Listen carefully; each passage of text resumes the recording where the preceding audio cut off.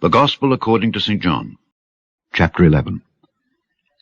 Now a certain man was sick named Lazarus of Bethany, the town of Mary and her sister Martha. It was that Mary which anointed the Lord with ointment and wiped his feet with her hair, whose brother Lazarus was sick.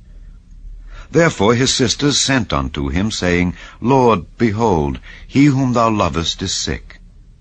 When Jesus heard that, he said, This sickness is not unto death, but for the glory of God, that the Son of God might be glorified thereby. Now Jesus loved Martha and her sister and Lazarus. When he had heard therefore that he was sick, he abode 2 days still in the same place where he was.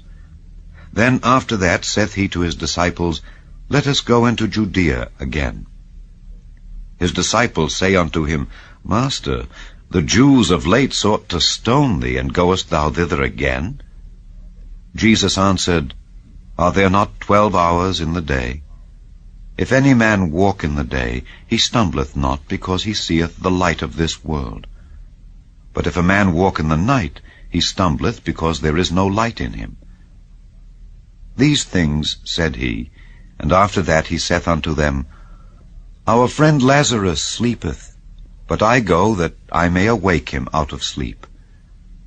Then said his disciples, Lord, if he sleep, he shall do well. Howbeit Jesus spake of his death, but they thought that he had spoken of taking of rest in sleep.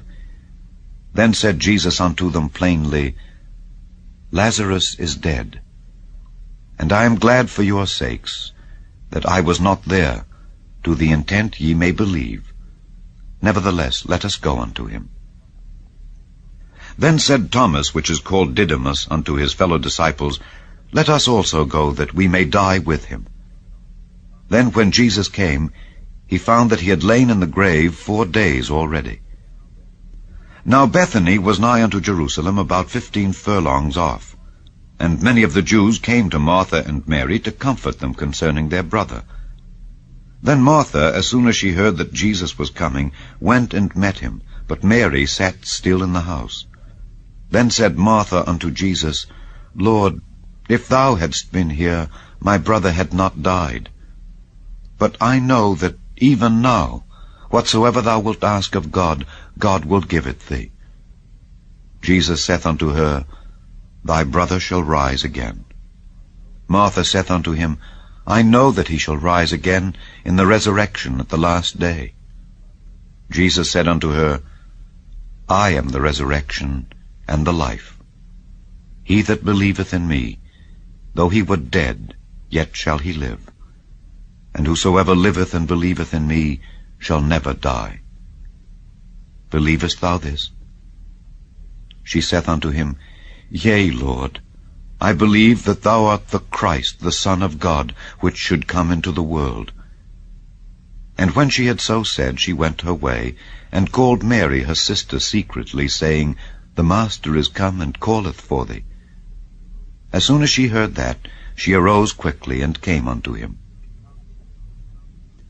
Now Jesus was not yet come into the town, but was in that place where Martha met him. The Jews then which were with her in the house, and comforted her, when they saw Mary, that she rose up hastily, and went out, followed her, saying, She goeth unto the grave to weep there. Then when Mary was come where Jesus was, and saw him, she fell down at his feet, saying unto him, Lord, if thou hadst been here, my brother had not died. When Jesus therefore saw her weeping, and the Jews also weeping which came with her, he groaned in the spirit, and was troubled, and said, Where have ye laid him? They said unto him, Lord, come and see. Jesus wept. Then said the Jews, Behold, how he loved him. And some of them said, Could not this man, which opened the eyes of the blind, have caused that even this man should not have died? Jesus therefore, again groaning in himself, cometh to the grave. It was a cave, and a stone lay upon it. Jesus said, Take ye away the stone. Martha, the sister of him that was dead, saith unto him, Lord, by this time he stinketh, for he hath been dead 4 days. Jesus saith unto her, Said I not unto thee, that if thou wouldest believe, thou shouldest see the glory of God? Then they took away the stone from the place where the dead was laid, and Jesus lifted up his eyes, and said, Father, I thank thee that thou hast heard me, and I knew that thou hearest me always. But because of the people which stand by I said it, that they may believe that thou hast sent me. And when he thus had spoken, he cried with a loud voice, Lazarus, come forth. And he that was dead came forth, bound hand and foot with grave clothes, and his face was bound about with a napkin. Jesus saith unto them, Loose him, and let him go. Then many of the Jews which came to Mary, and had seen the things which Jesus did, believed on him. But some of them went their ways to the Pharisees, and told them what things Jesus had done. Then gathered the chief priests and the Pharisees a council, and said, What do we? For this man doeth many miracles. If we let him thus alone, all men will believe on him, and the Romans shall come and take away both our place and nation. And one of them, named Caiaphas, being the high priest that same year, said unto them, Ye know nothing at all, nor consider that it is expedient for us that one man should die for the people, and that the whole nation perish not.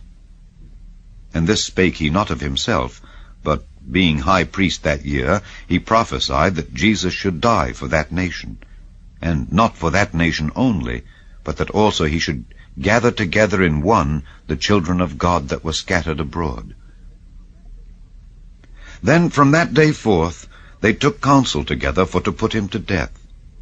Jesus therefore walked no more openly among the Jews, but went thence unto a country near to the wilderness, into a city called Ephraim, and there continued with his disciples. And the Jews' Passover was nigh at hand, and many went out of the country up to Jerusalem before the Passover to purify themselves. Then sought they for Jesus, and spake among themselves as they stood in the temple, What think ye, that he will not come to the feast? Now both the chief priests and the Pharisees had given a commandment, that if any man knew where he were, he should show it, that they might take him.